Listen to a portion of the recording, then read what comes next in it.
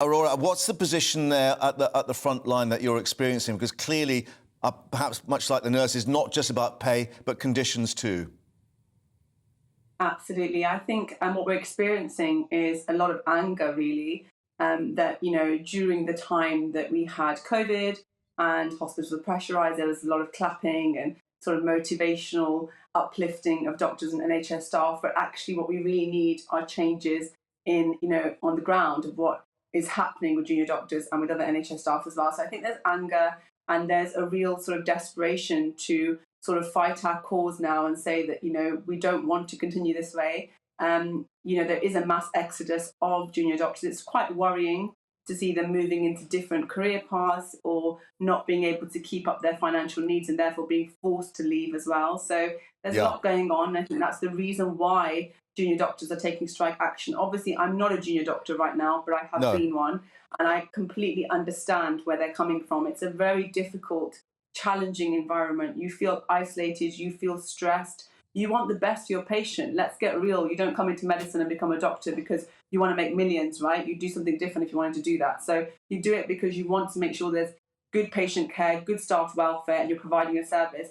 And like the gentleman just said, yeah, and obviously many of our GPs go through this process of being a junior doctor at hospital. It's your rite of passage, if you like. But what do you make about these reports from the BMA that many of these junior doctors now are on £14 an hour, effectively, which is less than you'd get as a barista at Pret-a-Manger?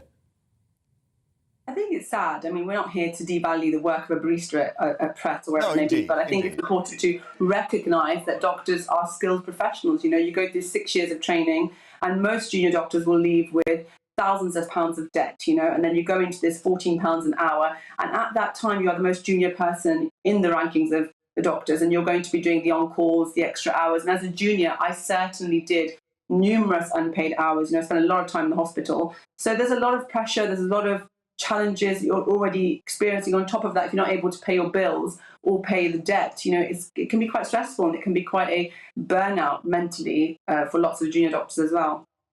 And this is exactly what we were hearing, of course, from the nurses a few weeks ago. So is it the fact that the government has to reassess how the NHS is actually manned or actually how people are put in positions in terms of working all these extra hours, the positions of stress? Because as you and the nurses say, that has a direct consequence for patient care.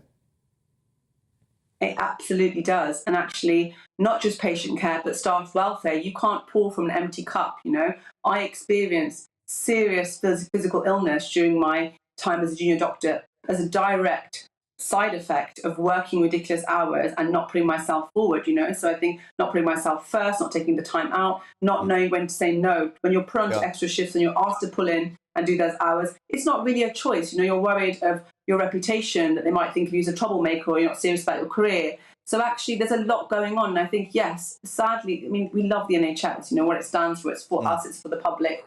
But I think what we have to start to really think about is, can we maintain it how it is now? And I don't think we can. We have to start to think about how we can make those changes, how we can value those junior doctors, because junior doctor means entrance from medical school all the way till exit. So when you're exiting as a GP or you're exiting as a consultant, you are still a junior doctor. You're skilled, you're experienced, you're saving lives, you're running on calls, but you're still junior. And if you're not going to appreciate those people, they're going to leave.